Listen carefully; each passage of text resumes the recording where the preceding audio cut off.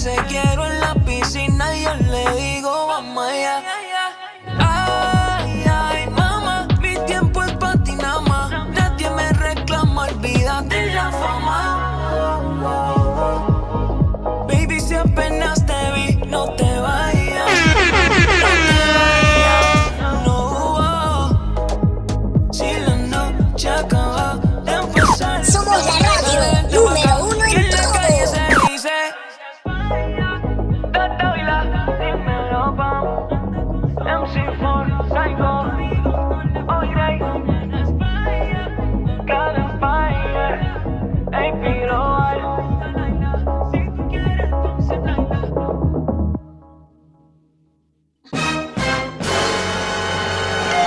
Bienvenidos a Cena Redonda Show. Ya tú sabes que lo que es en vivo desde Nueva York, en vivo desde Florida, de todas partes de Florida, porque hay mucha gente de Florida hoy. Ya tú de sabes todo el mundo. Ya tú sabes, estamos aquí con la dueña de 5 de TV, Nelly Neo y Michelle, con el invitado especial, MC4, the super producer. MC4. Songwriter. Hello. Welcome. The guru in the motherfucking house. What's up, my brother? How you doing? I'm good, man. How are you guys? We're very animated today, you can tell, but we're here. We're happy to have you on, brother. Estamos bien, estamos bien. Bienvenido, bienvenido, mi hermano. Gracias, man. Thank you guys for having me today. It's a pleasure. Nosotros somos el grupo contento. We're the animated fun group. You know, we're here to have fun. We're here to talk about your music, your career, and talk about all the wonderful things that you've done in the music. Because as a music producer and as a songwriter, being behind the scenes, a lot of people don't know what it takes to make a song like the one that we just heard. They think it's the artist owning, but in reality, it's the evil genius like you that makes that happen. You heard? You're already in the building. You already know what it is. All right, so tenemos MC4 en la casa, compositor, songwriter, music producer. This man is the one that makes the drum work, the one that makes everything work behind the scenes. My brother, let's get right into it. Let's talk about who MC4 is before you became MC4, before you became a super producer. Let's talk about your background, where you're from, your culture. You know what I'm saying? Let's talk about that. Let's get familiar with you, brother. Yeah, man, for sure. Thank you, man. And I appreciate gracias la doña for this. You know, it's an honor, it's a pleasure to be part of a podcast, be part of a live, you know, interview. Because everybody has a story, and my story revolves desde chiquito, ¿me entiende?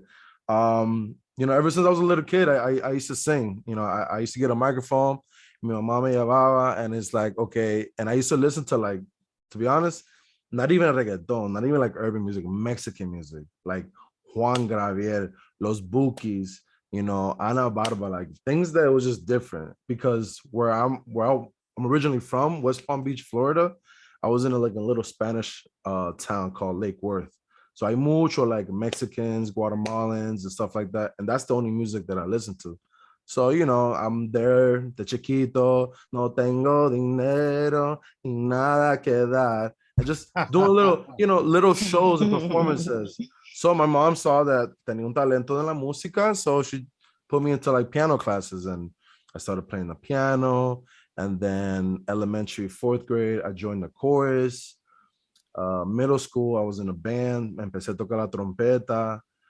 So, you know, little things started leading up where it's just music. I had a passion for music. High school came around, and my freshman year is when the movie Drumline came. And that's when I decided, you know what?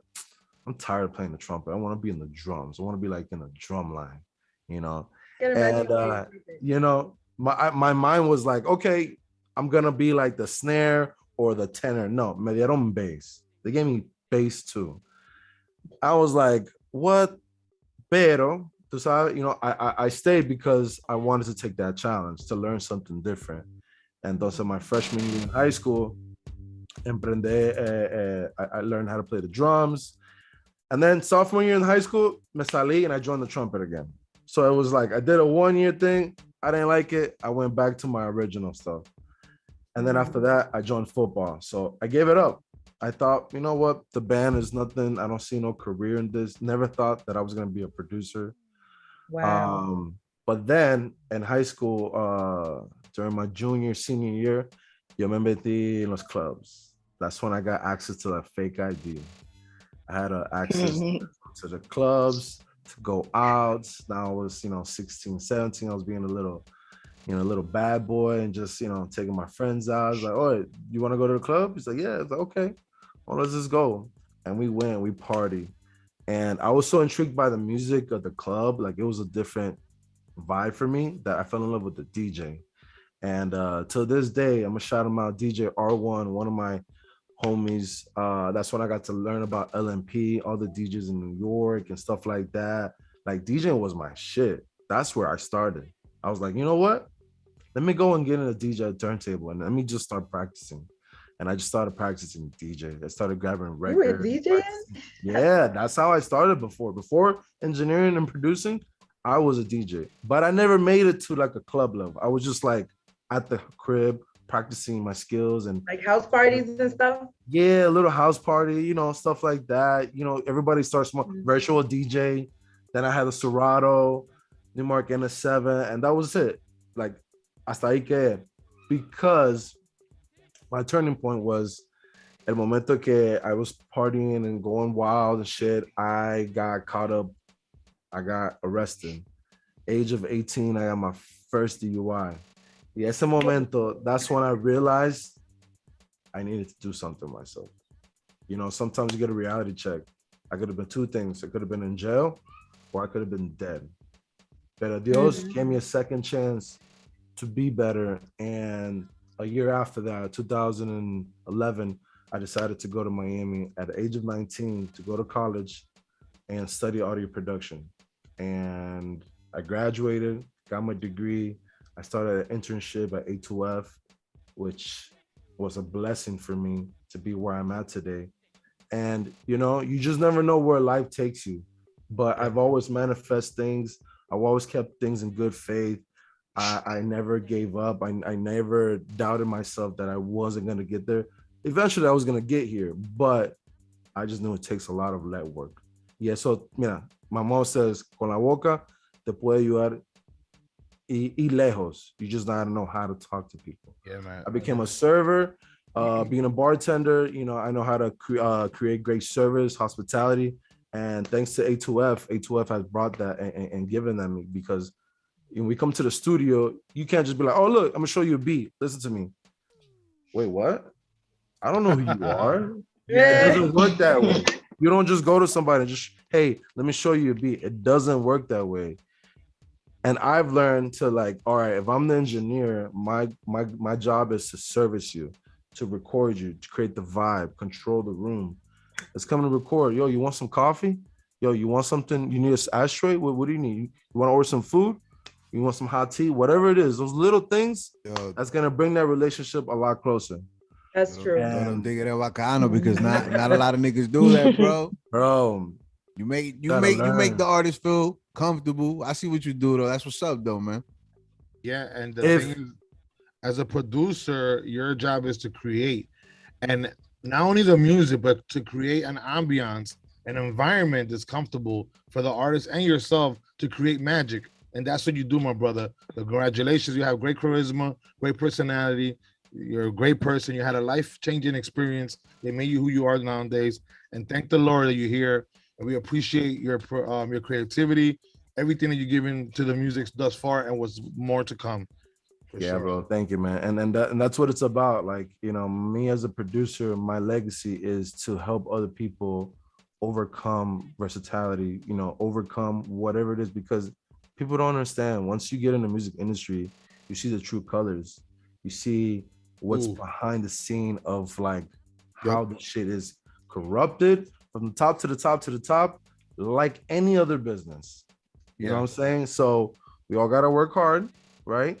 Get our build our leverage in the music game. Once you have the capital, once you have the relationships and the power, then you can be the boss, then you can be the mogul. But for right now, we all gotta work for somebody. Yeah, absolutely. The music industry is very dirty. They say like that. They say like that. I was in the music industry for a long time. I know for a fact how dirty it is. A lot of fake promises. A lot of people who don't have good sentiments for things. They're just thinking about the money or their end game, right? But let's get into the MC4, right? Let's talk about the essentials of being a producer. Let's start there. What does it take in order to become a sound expert, because when you're a producer and you're a sound expert, you can grab sounds from the environment, you make it into a beat, you do sounds, electronic sounds from the computer. What does it take to be a producer? Let's start off there real quick. I mean, there's fundamentals to being a music producer, right?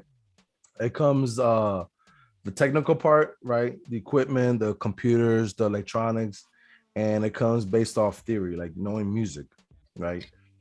If you're a producer, right, starting producer, it's cool to make a beat off the little keyboards, right? Like Fruity Loops. It's cool, but you have to push yourself to learn music, learning chords, buying yourself a piano, right? Learning an instrument.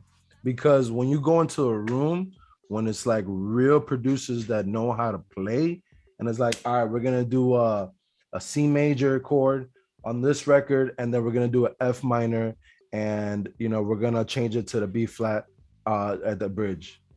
You gotta understand what they're talking about. You have to learn how to read music, understand music in general. You can't just be like, you gotta have flying. What the fuck is that, brother? Gotcha. It's like running a business. When you run a business, you gotta know the fundamentals of the accounts, and you gotta be the fundamentals of customer service. You know what I'm saying? If you don't have that, then why are you running a business? If you're a producer and you don't know how to play a chord or at least figure it, like, you know what I'm saying? Like, you gotta know it.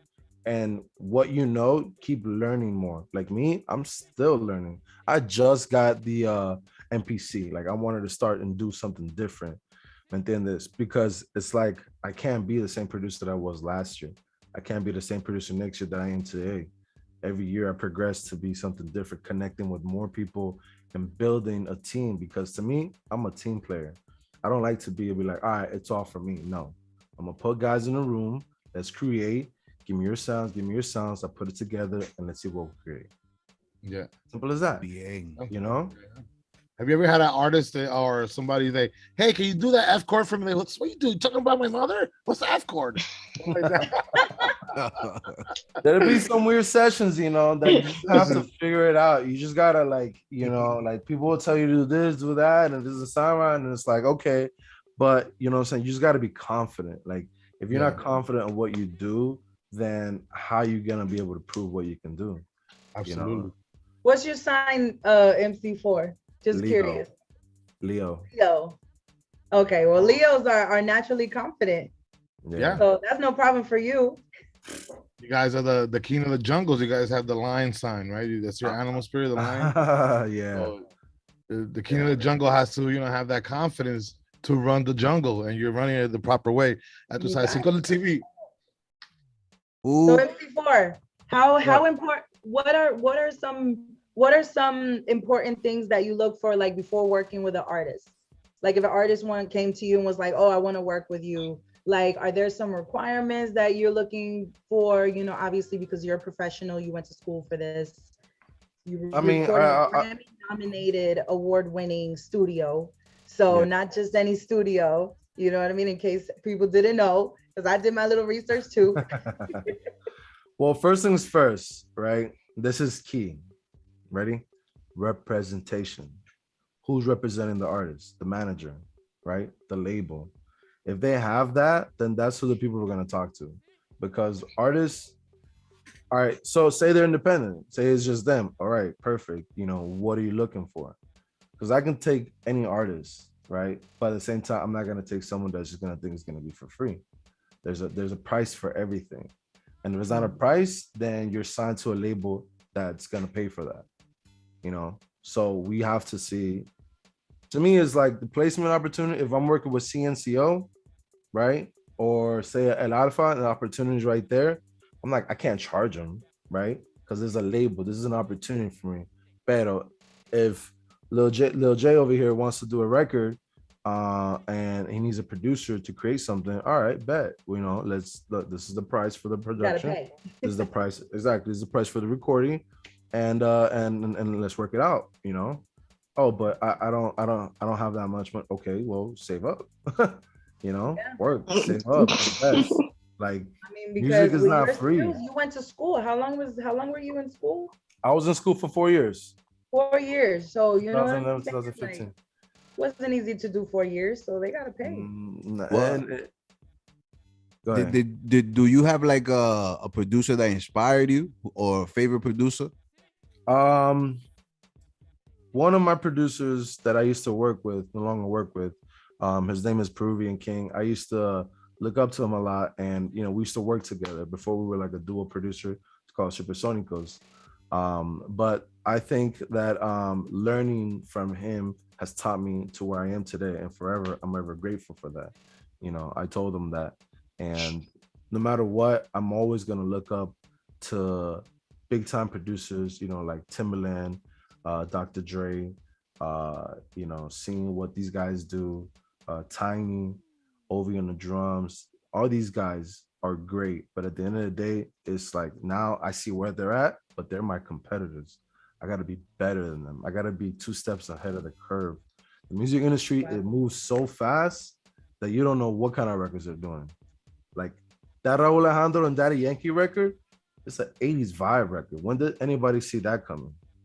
The music is changing, right? We're bringing the 80s into Latin, and I've been talking about that for a minute. And guess what? I have a song coming out soon with Pitbull's new artist named Omar Courtz, and it has that same vibe. I got a rock song coming out soon with Davila, the same artist you just heard. It's a new, different type of vibe. This ain't no reggaeton, it's no trap. It's sonido nuevo. Like a whole different genre. So se necesita. We need some new sounds, man, because the old sounds, you get tired of the same shit, bro. Yeah, man. You gotta be different. You gotta be versatile. You gotta be different. And once you create that, then people are like, damn, I want that. But you don't ever know how long it's gonna last, Like for example, trap was the movement, then trap died out, then it became a dance hall, like Debo Dead type records. Then it became then we saw drill for a little bit. Then we see Afro, Now we're seeing perreo. Now we're seeing like the beat of reggaeton is being stripped down to just a kick, snare, and chords. Yeah. Simple, right? Chords, kick, snare, arrangement. The melody's gonna heal it, and that's the record. Okay, cool, but damn, where's the movement on the production? Crazy. It's hard. La música is like, you gotta give it some excitement. If it's not exciting, if it's not different, then I'm not gonna rock with it. Yeah, absolutely. I totally agree with you. I hit a level to where it's like expectation is key. If I'm gonna show you a beat, this is the first beat you're gonna take because it's fire. I'm not gonna play another record. And if I do it, it's like, damn, I fucked up. Absolutely. Sincole, you got a question there for MC, the super producer? What was the first artist you recorded with? Like, was the track fire? Oh my god. Was it garbage? This was my senior project in college. She was actually a great singer. I'm not gonna lie, she was really great. She's actually still working on her craft to this day. She's from Guatemala, so she was an audio student, and then we created the record, and it came out like she was good, but I know the mix was garbage for sure. The mix was garbage, but I had real different like musicians record the record. Like I had a guitar, a bass, some drums. I had a full recording production, and that was like my first experience recording something beautiful. And I was like, wow. So that was like my first time doing something cool at my college.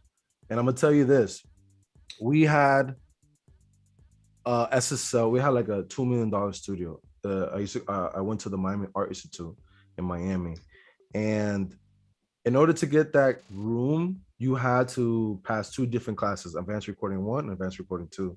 And then you had to take an exam to get that license. I had the professor for Advanced Recording 2 on Advanced Recording 1. And when I went to Advanced Recording 2, it was the same thing. So I missed a step. I missed the beginning step of that room. So you know what? I failed that exam so many times until I got it right because I wanted that room so bad. I failed it about 6 times. I missed one question. I missed a bunch of questions wrong. But you know what? All right, I'm gonna go back again. When can I take the exam again? I need to get in that room. Because if you want something so bad, you're gonna do whatever you can to go get it. Work for that shit. Gotta work for you. How many times did you take that test though, bro? Bro, 6 times, man. Oof. Oh, Bro. Hey, Hey, How bad do you want it? he got into that fucking room though. yay! Michelle in the house, you already know what it is. Michelle, tengo una pregunta ahí para nuestro super Yes. compositor. Yes. How would you describe the process of composing a song in general for someone? Is it based on the vibe or like personal way of doing it?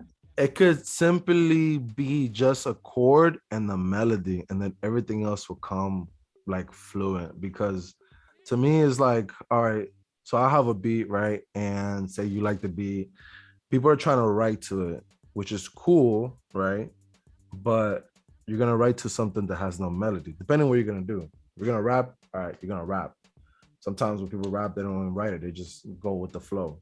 But if you're gonna like do like a chorus where it comes to singing, I'm all about the melody. Look, there's two things of that you're. How would I say it? Let me say it this way. So when you're recording, don't think, right? I tell people, don't think about the words, don't think about this. Just think about like a cool melody that's gonna feel either it's a verse, a pre-chorus, or the hook. You know. Think of something and just flow. To me, I listen to a lot of records and I analyze melodies. I analyze what's fire, what's not fire. You know, what's the difference between the pop flow versus the urban flow, you know, stuff like that. And then I just mix them. So one songwriter will go, all right, go ahead, throw some ideas. Bam, bam, bam, bam, bam. All right, perfect. Next songwriter, throw your ideas. Bam, bam, bam, bam, bam. And then right there, since we have 3 different people laid out their melodies, I chop them up. So I pick what's best. Ooh, this sounds like an intro. This might be the hook. I don't know about this, you know? So I'm changing everybody's idea and I'm creating it to one full idea. This sounds like a pre. This sounds like a hook. This is a verse. Oh man, this is a chanteo. You know what I'm saying? Very this unique. Is an intro. Then once you have that, just fill in the words, you know, fill in the words, feel what this, and that's where it comes really challenging because, you know what I'm saying, you don't want to make it cheesy. Now you have to think about who are you writing for? Is it for the artist that's in the room? Is it for a song for Sony, for Becky G? You know what I'm saying? You have to put then the writers has to put themselves in that footstep to see what would be the next record that they were looking into. And then that's when we like investigate the artist's, you know, history, stuff like that, to make sure when we shop it, we can sell it right off the bat. I remember I was lucky enough to be in the studio with Charlie and watch him work and do his thing, and I recorded and everything in there. And it was like mind-blowing how the whole process was. You know, you make it look so easy the way I was recording with the auto-tune, and it was a little difficult for me because I never been in such a professional setting like that. So, you know, I was just trying to like get in there and go with the flow. But like watching you when you got into the booth and I saw you doing the melody and stuff like that, I was just like, wow, that's some serious melody. Like you really got talent. And then so in the booth and out of the booth. And then when I saw you chopping up my voice, and I was in the studio with this other guy who came from Puerto Rico just to record with you. Yeah. And I was watching you put all that. And there was another artist in there, Kali. I'm gonna shout out Kali. I still talk to her from time to time on Instagram. She was in there too, freestyling. Yeah. And I was like, yo, you working with 3 different artists all in one night. Like that was very hard. It's a very hard task. That's a hard task. So big ups to you, Charlie. Like, you know, that was mind blowing though. I watched you do the whole process, and that was very impressive. MC4, now that Dueña brought it up, let's talk about their experience with La Dueña. Was she stubborn? Was she hard? Or was she an easy artist too? I didn't think I'm hard-headed. About it. La Dueña got She's good. No, I'm not. La Dueña is very goal orientated. She knows, if you tell her the direction you're trying to go through, she'll follow it. And she's great. So how was the experience with La Dueña? She was, basically like compared to the people you've dealt with, right? It was cool. I was just telling her, be yourself. Like be yourself. Like, don't think about like don't like pretend nobody's here and just go, because sometimes when you're in a spotlight you get that little shyness and stuff, and you hold Yeah, back. I was shy at first. I It was know. all these people in the room. I didn't know who anyone was. I literally just walked in, and I was just like, oh, okay, like feeling the vibe and stuff, watching you do your thing. You all know that you're not that shy, so you're very friendly. Word so up, nigga. That's one Stop thing fronting, about- dog. Stop fucking fronting, because you know you don't be shy.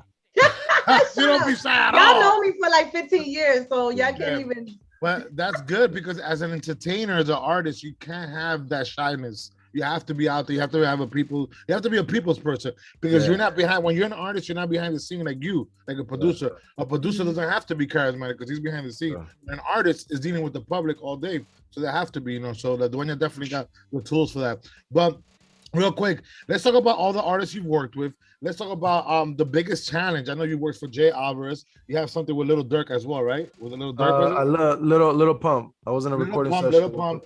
How was it to work with those two big artists? Because Little Pump especially is a big time artist. How was the experience with Little Pump? How was that? Was he like an arrogant Colombian kid? Like he, you know. First of all, when he likes to record, he doesn't want to hear himself. So it's like, you know, Really? At the time we didn't have a feature, but now we have a feature where we can hear him, but he won't be able to hear himself.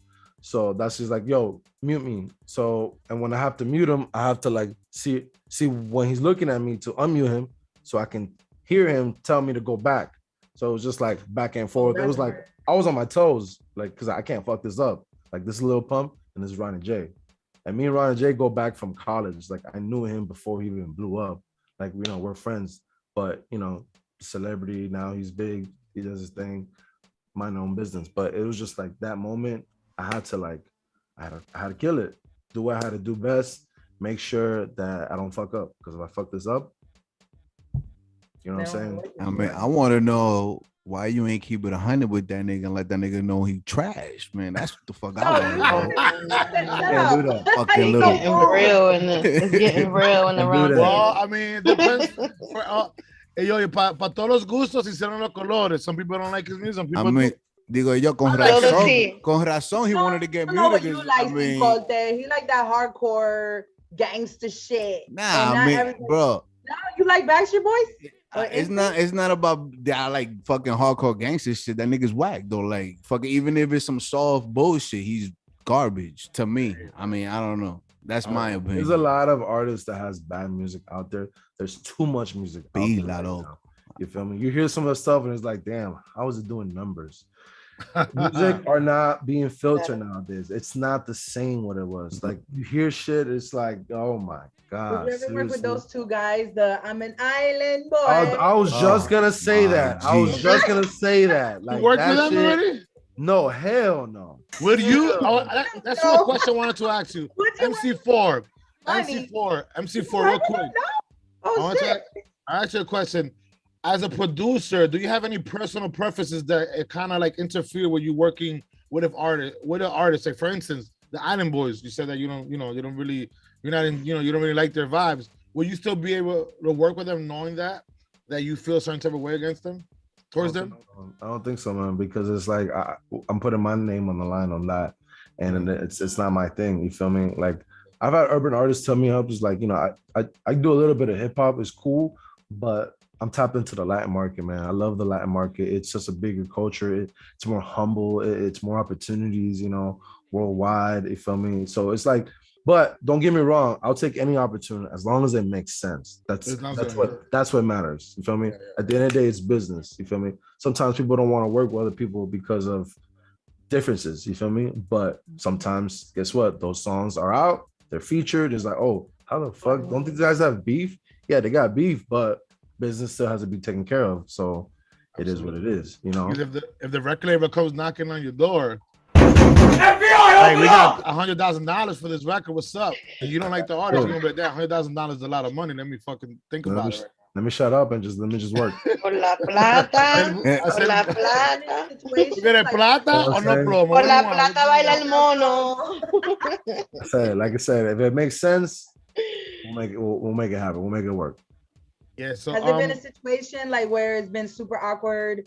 I don't know, like whether it's been with Ronnie J or Lil Pump or someone that put you in a really awkward situation and you just kind of like wish you wasn't there that night or that time recording? No, I haven't had that situation yet.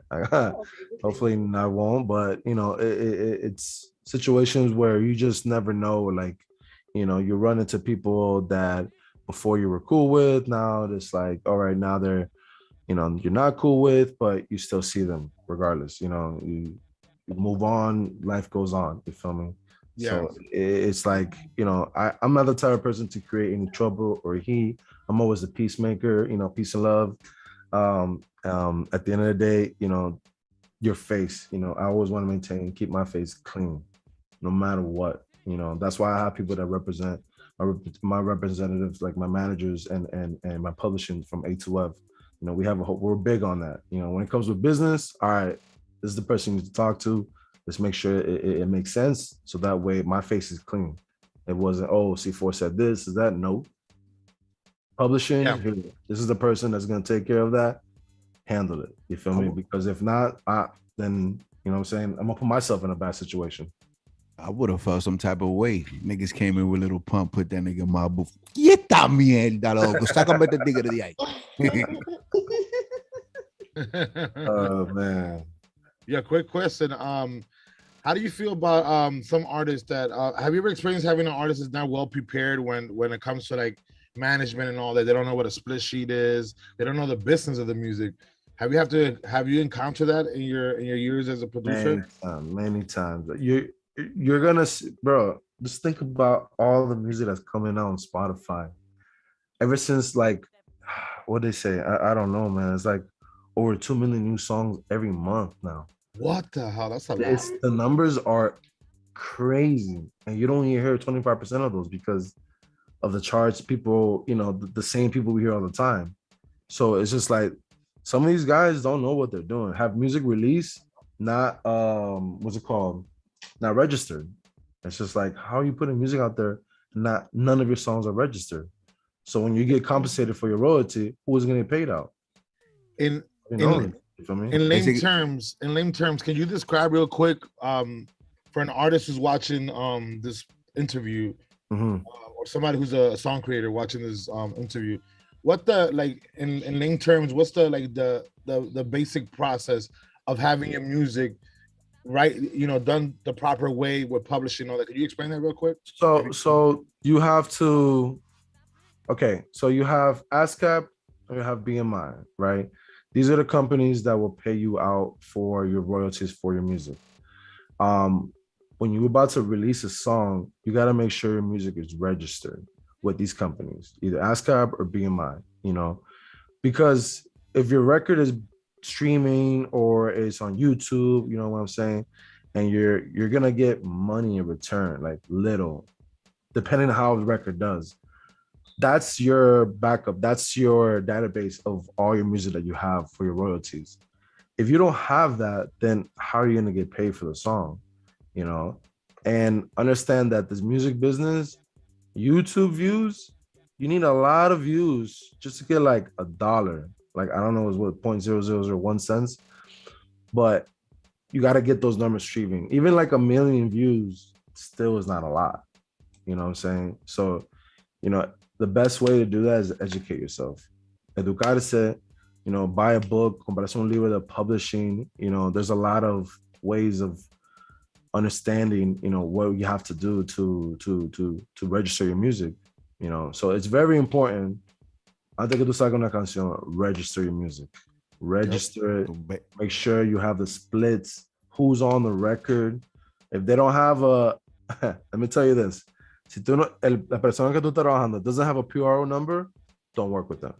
Yep, that's it. Stop what you're doing, right? Yo, we're going to work on this record. Yo, do you have BMI ASCAP? Do you have BMI ASCAP?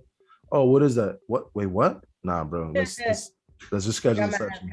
So basically, there's a lot of niggas out here doing shit for nothing. For nothing. Putting out music for nothing.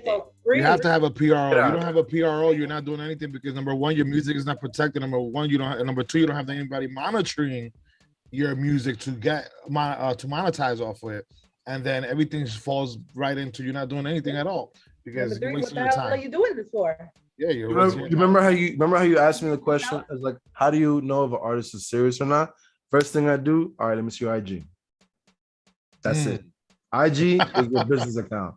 I look at your shit and you have like some other shit that doesn't represent nothing about as an artist. Come on, man. You're bullshit. If I see something like, damn, he's got some nice pictures, he's performing, he's very active, you know what I'm saying? Then I'm like, okay, this artist is dope, you know? Because you gotta have, in today's time, not only talent, but you gotta have presence in the social image. And then the image, you know, you gotta be visible. You know, if you're not visible, how are people gonna see what you're doing? You feel me?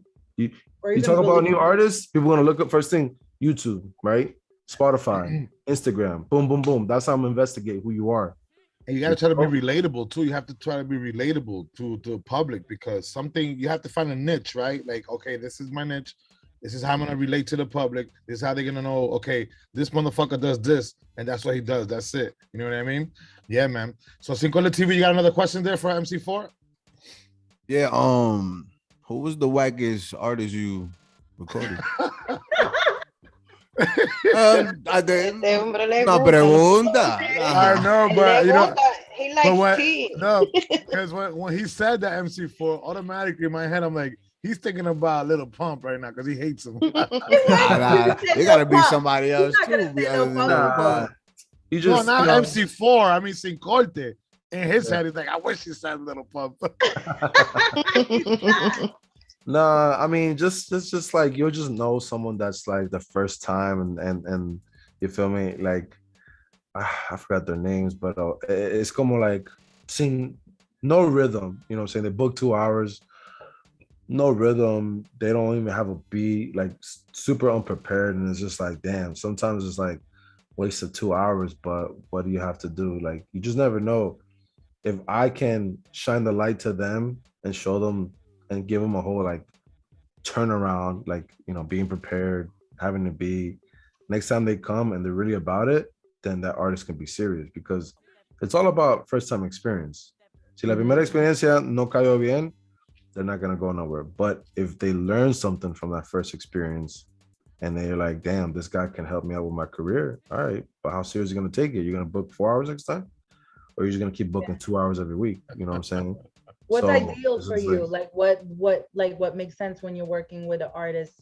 What is an ideal scenario? Like either you have the beat already or they book a whole day. Like I remember when I was in the studio with I think one of the guys he was with, he booked the whole 12 hours or 8 hours or something. It's about bring a YouTube beat, first of all. That's the first. Don't bring me a YouTube beat. Yeah, right. Well, guess what? So when I first meet somebody, I never show them my beat first. I want to see what they sound like, see what they like to create, and then the next session is when I show them the beat that I feel like is best for them. Because if I show them something first and I've never heard them before, how I know if they're gonna like it?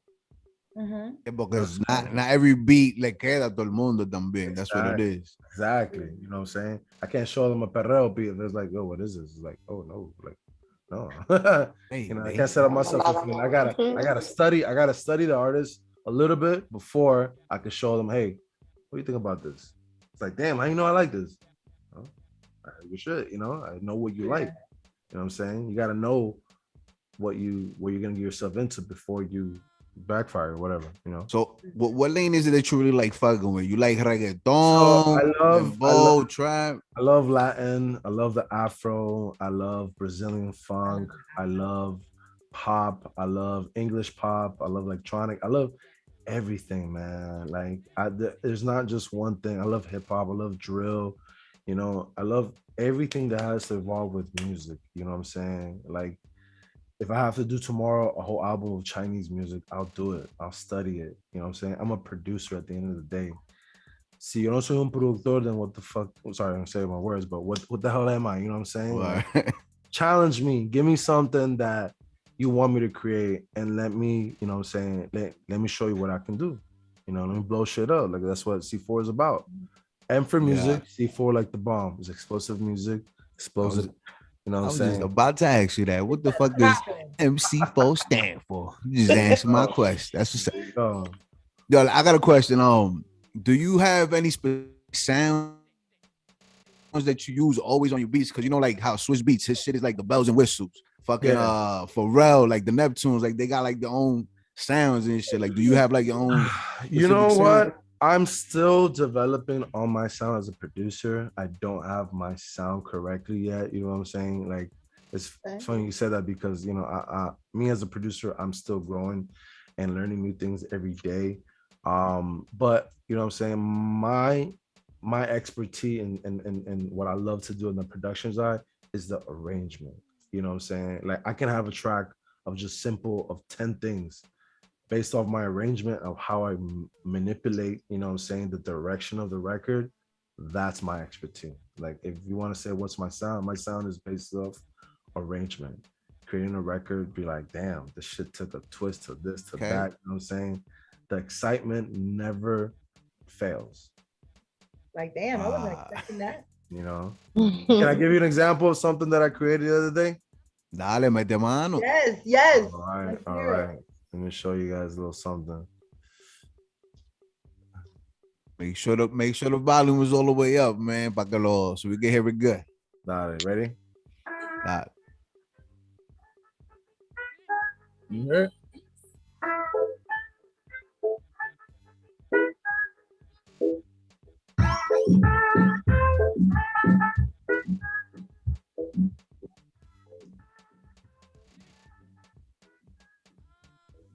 Oh, it went low. It went out. I was hearing it for a little bit. He said, fue para atrás. You can't hear it. MC4 hears it. We don't hear it. Damn, we don't hear it. He's bobbing to the shit. I want to bob my head too, nigga. Oh, you guys don't hear it? I want to bob my head too. So how do I make it hear it? Se estaba oyendo un ching. Parece, I don't know. You probably just gotta email it to Nelson, and Nelson got man. Yeah. Okay. But I want Nelson to put, like, because one of the artists that you work with that I want to hear later on, Melaner, I think she's dope. I love her flow. I love her style. Like everything. New York, she's right up there. She's up there. New York. Yeah, we're gonna end the song out with her, the banana song. Is it banana? Is it called? Yeah, Banana Split. Banana Split. That shit is fire. Yeah, the Banana rhythms there are Split. insane, and the artist, forget about it. She has a lot of like energy, but the rhythms on that beat is off the hook, man. Congratulations on that track, man, for sure. You sure you got a question there for MC4? You guys pretty much asked all of my questions. But I pretty much was gonna ask the question on how music makes him feel, but he pretty much answered throughout the beginning on how he became a songwriter and part of the music. So it pretty much answered the majority of my questions. Thank you. Okay, so MC4, as is there a particular routine that you practice before you get into your elements? Like before you get into your element where you're like in your zone, te fumo un patito, algo, bebe algo. Yeah, man. I mean, I like to you know, claro, tú sabes, fumar un poco, pero at the same time, I like to listen to what's out. You know, I like to see what everybody's listening to and just kind of go with the flow. You feel me? Sometimes I'll be like, all right, let's do pop, and then from pop, I'll just all of a sudden start making reggaeton. You know, I try not to think too much of creating a song. Everything's all about the flow. You know, let it flow. Everything will come in place. Because if you force it, if I'm working on a chord, I'm like 30 minutes on the song, and I'm like going nowhere. I'm like, all right, I'm out. I'm stopping because, you know, I can't force making a record. It just has to come naturally. Like having writer's block. Yeah, I mean, sometimes. All right, so this is my experience, right, as a producer, producing by myself versus producing with other people's and other people in a room. So in that situation, the pressure's on me. Like, I have no choice but to move fast, get the idea out, arrange it, and have it ready. Versus I'm at the crib, taking my time, you know, I take a little break, watch TV, eat, whatever, and I'm just, you know, taking my time on the record. But when it's like, okay, when it's like in the studio, the pressure's on, I gotta move fast. And sometimes those records come out a lot better than the ones I'm doing at the house where I'm just relaxed. Because when you're under pressure, you work better. That's it. So, When you're under I pressure, agree with that. that's when Not you the same work for better. everybody. That's when you got that Michael No, Jordan I syndrome. don't. The Michael Jordan syndrome, fourth quarter. You gotta get the last shot in. You know what You I mean? have to. Do You a Hail I have win the Mary. championship. You You know what I have mean? to. Look, guys, I'm gonna tell you something right now.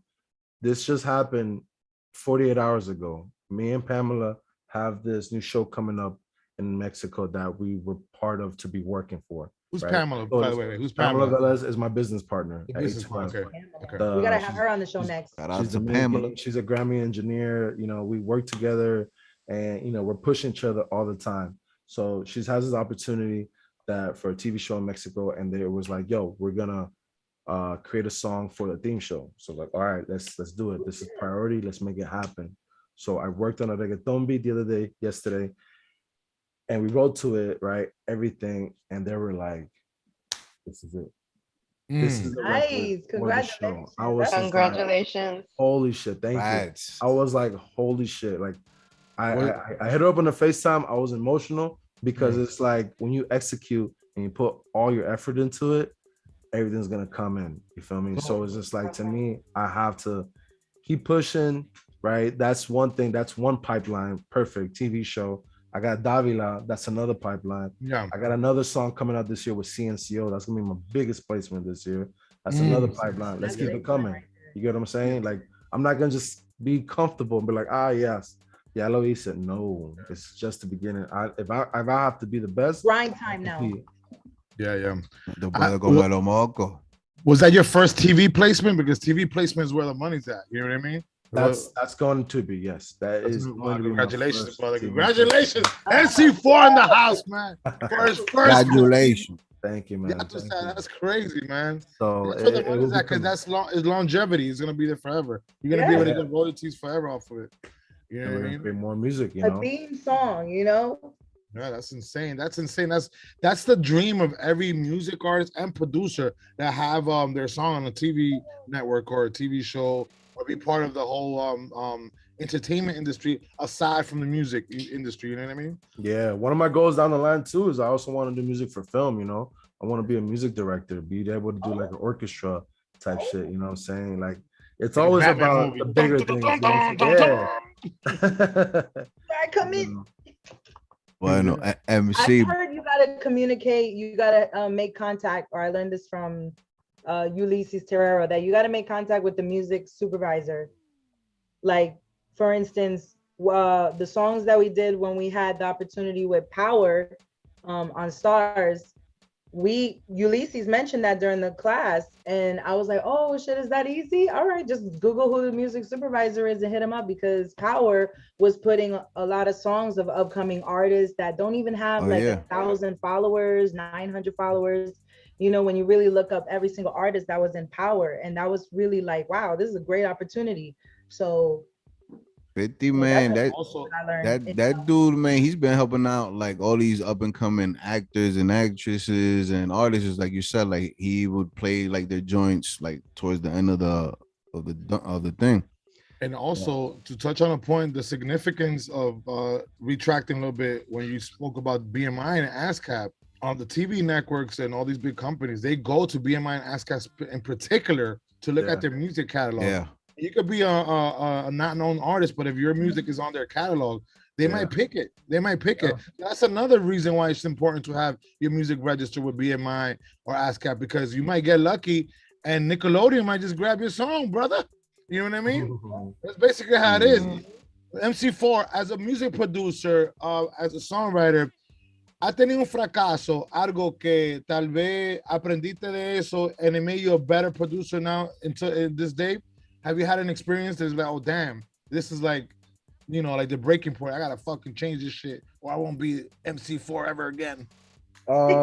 This was like, all right. So COVID, you know, everybody remember COVID, right? 2020 was an experience for me, because at that point we either had two options, right? Just be at home, chill, right, relax, or take that opportunity to be better. And to me, it was just, producing every day. Don't stop. Regardless of the world stop or whatever's going on, you have to keep going. Because that summer of 2020, I was in a room at A2F, right? I left quarantine. I was like, fuck this. I'm out. I'm going to the studio. I'm going to create. And I just started producing. And that was between the fallout of me and my ex-producer that I used to work with. And at that time, I had to take control, right? I couldn't rely on him being in the room to finish the production. You know, at that time, I was just kind of like piggyback off him and let him finish the production because I wasn't as confident as I am today. So at that time, it's like, all right, I'm in the room with these guys. I got to finish the beat. Like, I can't have fast beats no more because I used to be in that bubble where I was like, yo, check out my beat. I'm showing people my beat, but the beat's not even finished. So what am I showing? Yo, I'm like, yo, it's not done. It's just like an intro, a hook, and that's it. Where's the verse? Where's the pre? You know what I'm saying? So it's like, in that moment, like I said, the pressure that you're in the room with somebody makes you better and pushes you to complete the beat, to finish the idea. You feel me? And that was just running to now it's just like, yo, I can get in a room, you feel me, with anybody, and I can make sure I can give them a great record. You know what I'm saying? MC4, you're driving in the middle of traffic, a sound comes into your head. Do you memorize and then put it into a song? I record it. I learned that too. I record it, man. It's essential, man, because even your like you have to have that natural element to your music. You know what I mean? And that's very important. I like that. You know, even the sound of people honking their horn probably. I was literally 3 years ago. I think I don't know if I have it on my phone, but it was just like, you know, that Setch, Jay Cortez vibe, like, you know, those kind of melodic stuff like came to my head. I'm like, oh, I gotta record this right now, because if I don't record it right now, I'm gonna forget it. And I record it, I can take that, put it in my computer, and I can just add some chords behind it. Like, that's the unique about me being as a producer and create what came to my head, put it on a computer, and create the whole record out of it. Yeah, I'm a big believer of that. That if an idea comes to your head for some reason, or a sound, whatever the case is, it came to you for a reason. It's an energy force, right? So might as well record and document it so you can use it later on, because there's a reason why it came to you. And that's very important. What would be your advice for a music artist or a music producer, or anybody in the music entertainment industry who's watching this interview, who has aspirations to get into it and to be at a great level as you are? What would be your advice for them? Man, it is, take this, if this is what you want to do, right? Take this, if you're starting it, as I would say, as a hobby, take it professional, right? Take it seriously. Take it that you're going to spend a lot of money, and that money, you may not get it back, right? The investment that you're going to put into your craft, experiment and develop a sound. Like, in 1 year, you're not going to succeed. And 2, not even close. It's going to take you some time. It might take you 5. It might take you 10. It might take you 15. You feel me? But just be like, oh, because I'm 36 and I'm too old. Fuck that. Fuck age right now. You know what I'm saying? It's a process. Keep grinding. Be dedicated. You know what I'm saying? Manifest things. Build relationships. Stay humble. Cut the ego bullshit. You know what I'm saying? And be the best that you can be. You feel me? If you're an artist and you really want this shit seriously, build a team. Be the quarterback of your team. You feel me? You have to build your linemen. You have to build your receivers. And that consists of what? Photographers, having the producers, having engineers, having influencers, having different managers. You know what I'm saying? Having lawyers. Like, yo, this music shit is serious. If you're going to do this shit for the hobby, don't even do it. You know, like, there's too many people that are BS at the end of the day. Like, I'm gonna tell and I'm gonna judge you based off your Instagram and your music on YouTube. Okay, cool. He's at this level. Okay, cool. He's at that level.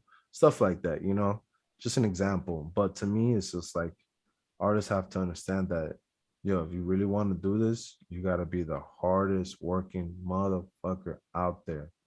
Be humble, you know what I'm saying? Be presentable. Don't, oh, let's just chill and let's just see what we create. No, I'm not about chilling and creating. I passed that already.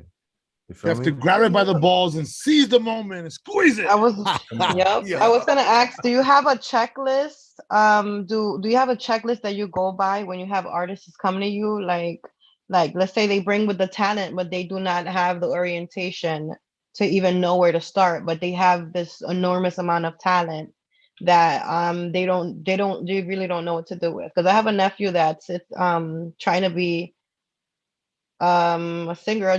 He's like between hip hop and rock, a mix of hip hop and rock together, and he sounds awesome, but he needs more orientation. Like I wouldn't be able to advise him on anything. But do you have like a certain checklist that people have to go by before you get to work with them? I'll tell you the first 2 things on this checklist: weed, water, candy, munchies. Look, at the end of the day, I'm not the type of person to just block anybody off. You know, I'm reachable at sending me a DM. Hey, I want to book some hours with you at the studio. What does it look like for 2 or 3 hours with you at A2F? Boom, let's do it. Just that's just to start. You feel me? They come to the studio, they have an idea they want to work on, and we work. Based off that session, depends what's gonna happen after that. You know, because to me, it's like the first impression, the first experience is everything. You lay the foundation, set the tone, you know, make sure they're good.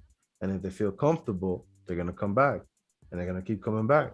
And, you know, it's going to be from 2 hours to 4 hours to 4 hours to 8 hours to 12-hour blocks. And now that artist is not just jogging, that's not just walking, they're running. You know what I'm saying? Every artist has to understand that you start in a certain position. You're not running when you first start. You gotta take baby steps, right?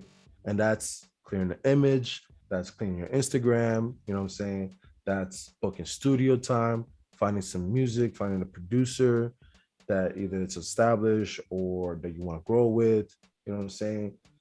And just being the boss. If you're an artist, be the boss. Forget looking for a manager, someone to control your stuff. You know what they're gonna do? They're gonna take your money. Te van a quitar la plata, because that's all they want to see. Oh, you're successful? Bet, let me get that 25%. So for all your dirty managers out there, you filthy bastards.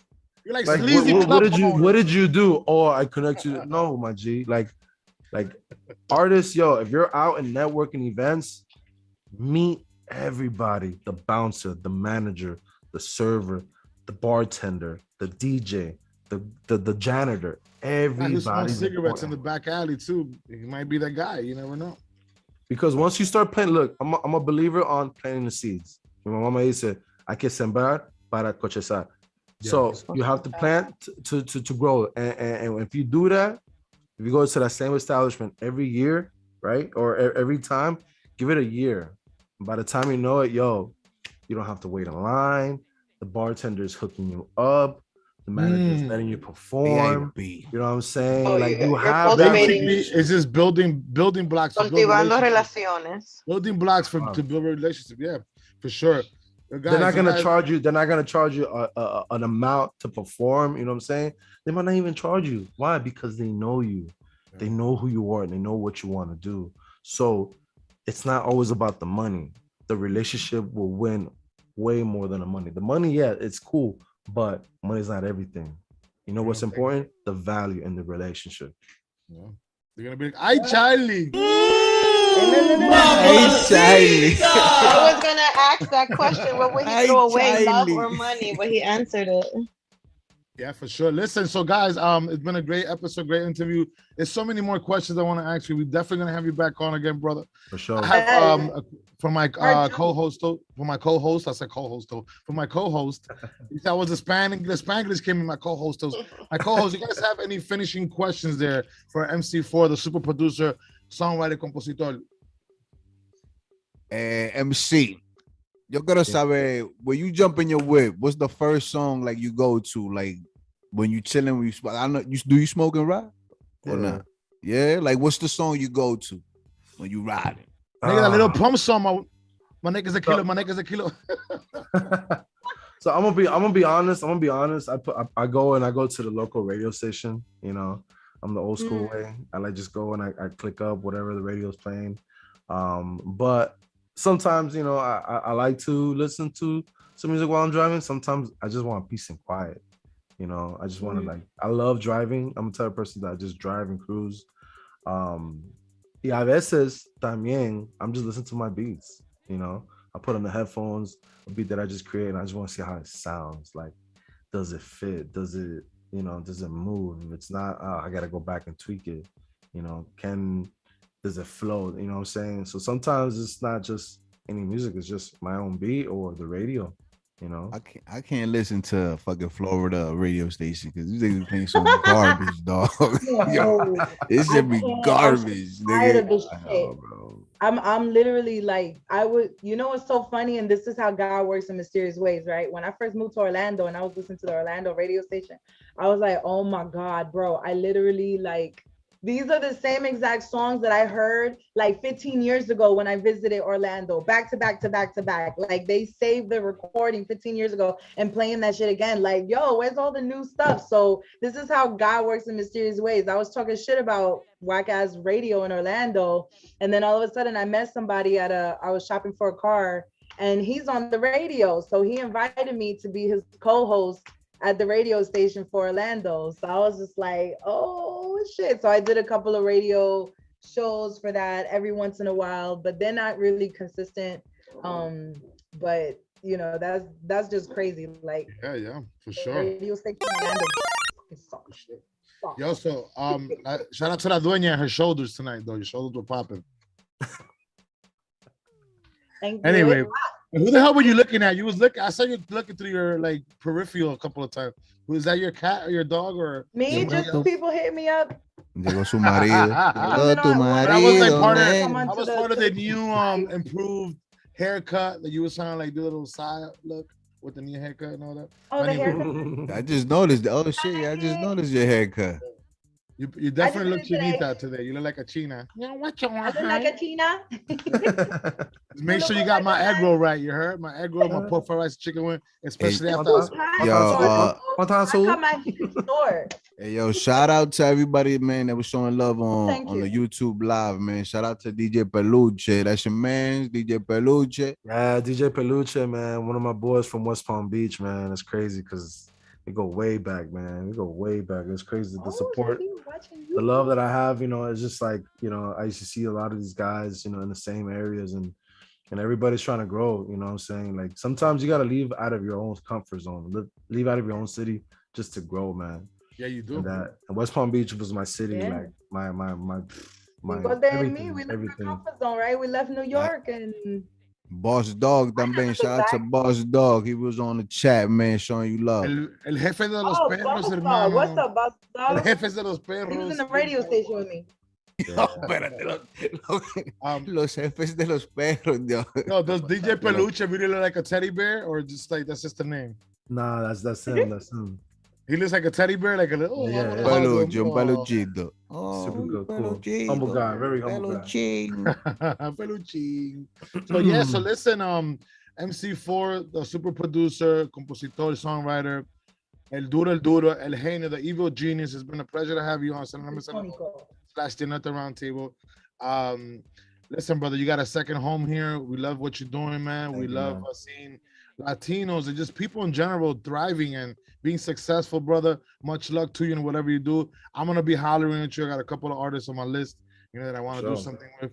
You know, they're not mainstream, but I'm sure that you're, like you said, you're a humble dude. You work with anybody as long as it's right. It's work potential, man. Yo le quiero llevar lío. Yeah, por eso mismo, exactly. A final del tiempo, man, it's all about the work ethic, you know. See, like, this quiere trabajar, and they know they gotta invest and they gotta put the time. Let's make it happen. You know what I'm saying? Like, I'm not the type of person. I'm selective. No, I don't want to work with you because you have nothing. No, if you have no material, perfect. It's an opportunity for me to create that material for you. But yeah, let's keep working. Let's keep booking. Like, it's a relationship to create and to continue creating. We definitely come and record and get out. No, I'm not about that. We definitely gonna link, man. We definitely gonna link. I'm in Tampa, estamos cerca, no estamos muy lejos, so ya tú sabes. Yo, I love Tampa, bro. I went to Tampa. I was in Ybor City on Valentine's with my girl. We call it Ybor City. No, but yeah, man, look, developing a talent and an artist is very gratifying when you see that person, you know, like flourish. I'm telling you, man, like eso de la cosa. That's my thing. Like, you know, creating, developing a new artist, a new producer is one of my goal thing. Like me and Pam, we look out for other people more than we look out for ourselves, because tomorrow, if that producer or that artist blows up and they win a Grammy, it's because we did that. You know what I'm saying? We took the time to show them the ropes to do this and do that. You feel me? So it's just like, we want to do that, but now we're thinking at a higher scale. We're thinking about going to Peru, going to Mexico, you know what I'm saying? Going to Honduras, going to Argentina, and just doing that and doing it in other Latin countries, going to DR, whatever it takes, you feel me? If there's an opportunity, there's talent, let's make it happen, let's develop them, and let's move. You feel me? My goal, build Avengers around the world, but it's another MC4. Estamos rompiendo todos los latinos. Yeah, and at the end of the day, when you do stuff like that, you're also doing God's work, because God's work is to live the human experience, helping out other humans and making humanity, a whole structure that works for everybody else. You know what I mean? That's the human experience. You're doing God's work, brother. We appreciate you. You already know what it is. Dios te bendiga siempre, mi hermano. Y sigue poniendo semillitas para coseche. Claro, exacto. Para cosechar. Para cosechar, hermano. Y puede hacer que cochece una hierba bien bacana, ¿no? Now, Doña, you were going to say something, honey bun? No, I was telling him, C4, thank you so much for coming on. You know, we've been talking about this for a minute, I think since last year. So we finally did it, and I appreciate you definitely coming on to the show. Like I said, we want to see other Latinos, you know, thriving in the music industry, whether it's, you know, movies, whether it's just other forms of businesses. You know, we like to see other Latinos win, and that's what this platform is all about. So, you know, thank you so much for coming on, sharing your story, telling people, especially people who are interested in becoming in the same field as you're in, you know, becoming a producer, becoming a rapper, singer, or movies, or whatever it could be. You know what I mean? So you definitely spit some knowledge, and I hope everybody out there was taking notes. So thank you so much for coming, and we hope to see you again. You already know this is your home away from home. I'm gonna come to Miami and I'm gonna check you out again. You already know. Yeah, definitely. I appreciate you guys. Thank you guys for having me. Look, it's a pleasure to, you know, to tell your story and share with others, because, you know, for a while that I haven't been able to really do this kind of like interview. So this is the first to many that will be coming soon. So I appreciate you guys for having me. Yeah. And you already know my honey bun reference to La Dueña means I got the munchies. I'm out of here. You heard? Get out of here, man. Today on the show, man. Tune in to YouTube. La versión cruda, the raw version will be available on YouTube for the next 48 hours. Then after that, we're gonna be available on Spotify, Apple, iHeartRadio, Amazon. You name it, we're there, brother. You already know what it is, man. MC4 in the house. Ya tú sabes, super producer, songwriter. You already know it. Guys. Go check out the new song by Melaner, Banana Split. Melaner. I did it in a Spanglish English. I love it. It's like melanin. You know when people are like, excuse me, like that. That's how I sounded like, right? Banana Split in the house. Tú supiste lo que es. Esto sabes en la Mesa Redonda solo fuimos.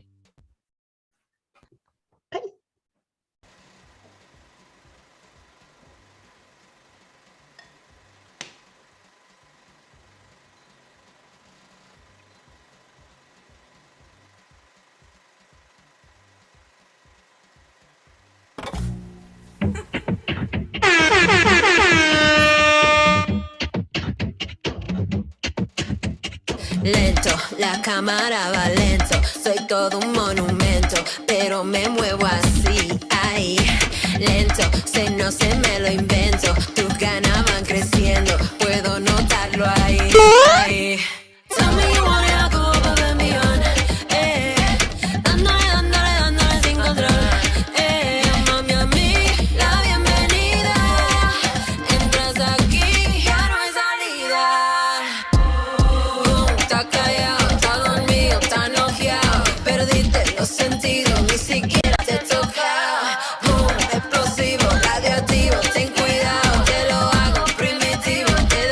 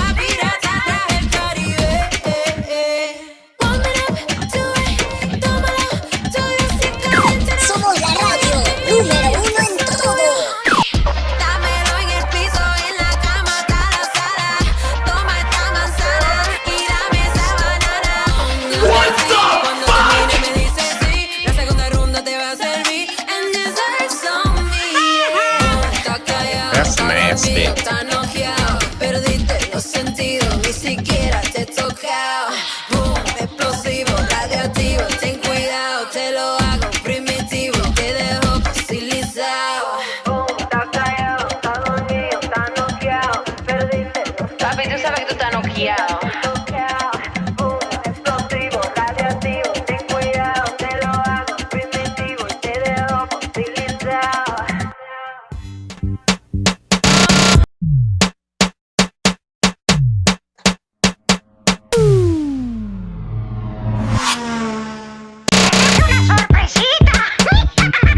Bla bla bla bla bla bla bla bla bla.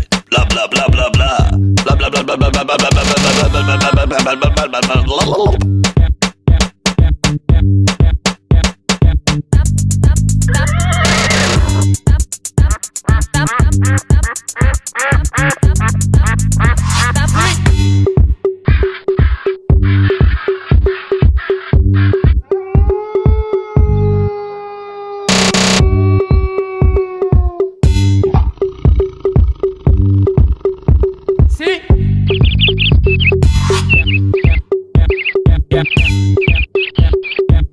Somos la radio número 1 en todo.